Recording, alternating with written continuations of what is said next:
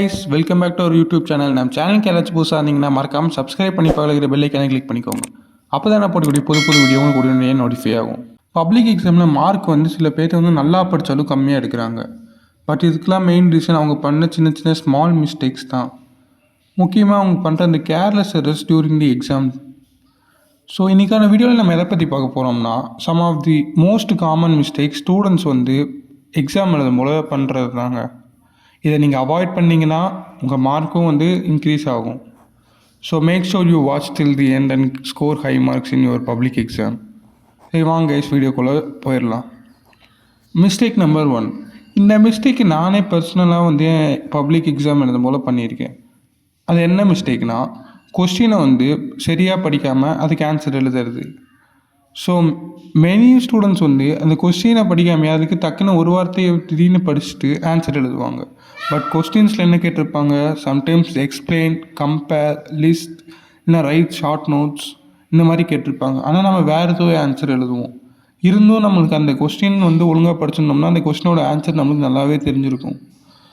நீங்கள் எப்பயுமே ஒரு கொஸ்டினை எழுதுறதுக்கு முன்னாடி அந்த கொஸ்டினை நல்லாவே 2 தட்டி படிச்சுட்டு அதுக்கப்புறம் எழுதுங்க. Mistake number 2. Poor time management.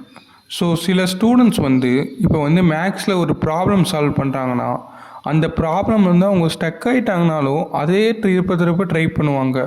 அவங்க ஈஸியாக இருக்கிற கொஸ்டின்ஸை கடைசியாக எழுதணும்னு வச்சு கடைசியில் டைம் அதுக்கும் இல்லாமல் போயிடும். ஸோ நீங்கள் ஒரு கொஸ்டின் நீங்கள் ஸ்டக் ஆகிட்டிங்கன்னா அந்த கொஸ்டினுக்கு சில ஸ்பேஸ் விட்டுட்டு நீங்கள் அடுத்த கொஸ்டின் ரைட் பண்ண ஸ்டார்ட் பண்ணிடுங்க. ஏன்னா நீங்கள் அப்புறம் உங்களால் ஈஸியான கொஸ்டினுக்கும் மார்க் வாங்க முடியாமல் போயிடும். Mistake number 3. Bad handwriting. சில பேர் ரொம்பவே ஸ்டார்டிங்கில் நல்லா எழுதி போக கொஞ்சம் அவங்க ஹேண்ட் ரைட்டிங் மாற ஆரம்பிச்சிடும் எக்ஸாம் போக. ஸோ எக்ஸாமினர்ஸ் ஒரு நாளைக்கு ஹண்ட்ரட்ஸ் ஆஃப் பேப்பர் செக் பண்ணுவாங்க. ஸோ உங்களோட ஹேண்ட் ரைட்டிங் அன்ரீடபிளாவோ இல்லை மெஸ்ஸியாவோ இருந்துச்சுன்னா அவங்களுக்கு எவாலுவேட் பண்ணுறதுக்கு டிஃபிகல்ட்டாக இருக்கும். உங்கள் பேப்பரை ப்ரெசென்ட் பண்ணும் போல் உங்கள் ஹேண்ட் ரைட்டிங் அழகாக இல்லைனாலும் முடிஞ்ச அளவுக்கு நீட் அண்ட் கிளியராக ப்ரெசென்ட் பண்ண பாருங்கள். ஹேண்ட் ரைட்டிங் பியூட்டிஃபுல்லாக இருக்க தேவையில்லை, ஜஸ்ட் ரீடபிளாக இருந்தது கூட போதுமானது தான். Mistake number 4. Writing unnecessary points.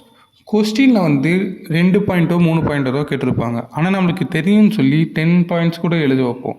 So it's completely a time waste. So marks எப்பவுமே ரிலவெண்ட் அண்ட் ப்ரிசைஸ் ஆன்சர்ஸ்க்கு மட்டும் தான் ப்ரொவைட் பண்ணுவாங்க.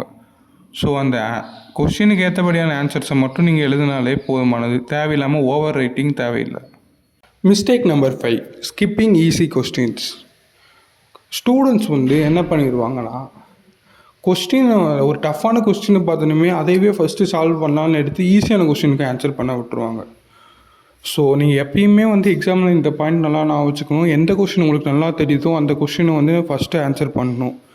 ஸோ இந்த கொஸ்டினை இது பண்ணும் போல் உங்களுக்கு பேப்பர் கரெக்ட் பண்ணுறவங்களும் பரவாயில்ல, ஸ்டார்டிங்கில் நல்லா எழுதியிருக்காங்கன்னு பின்னாடி நீங்கள் தப்பாக இல்லைனா கூட உங்களுக்கு கொஞ்சம் மார்க் ரிவார்ட் பண்ணுறதுக்கு வாய்ப்பு இருக்குது.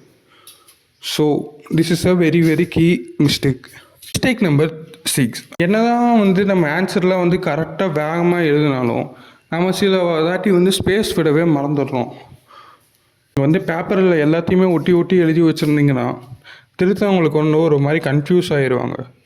ஸோ எக்ஸாமினர்ஸ் எப்பயுமே வெல் ஆர்கனைஸ்ட் ஆன்சர்ஸ் தான் ப்ரிஃபர் பண்ணுவாங்க. ஸோ நீங்கள் எழுதும் போல் உங்கள் ஹெட்டிங்க்கு கொஞ்சம் ஸ்பேஸ், அப்புறம் நீங்கள் ஒவ்வொரு வார்த்தைக்கும் ஒரு மினிமமான ஒரு கேப் விட்டுட்டு எழுதுங்க. ஸோ புல்லட் பாயிண்ட்ஸ் எழுத முடிஞ்சாலும் அதையும் எழுதுங்க. Mistake number 7. நம்ம என்ன தான் எக்ஸாமில் எழுதி முடிச்சு, அதாவது நம்ம ஆன்சர் எல்லாத்தையும் பண்ணி பார்த்தாலும் நிறையா பேர் ரீசெக் பண்ண மாட்டாங்க. ரீசெக் பண்ணால் நம்ம சில தாட்டி தப்பாகவே ஒரு 2-3 வார்த்தை எழுதிருக்கலாம் கீயோட வேட. ஸோ நீங்கள் அடுத்த தாட்டி எக்ஸாம் எழுதி முடிச்சுன்னு ஷோராக 2 தாட்டி ரீசெக் பண்ணுங்கள்.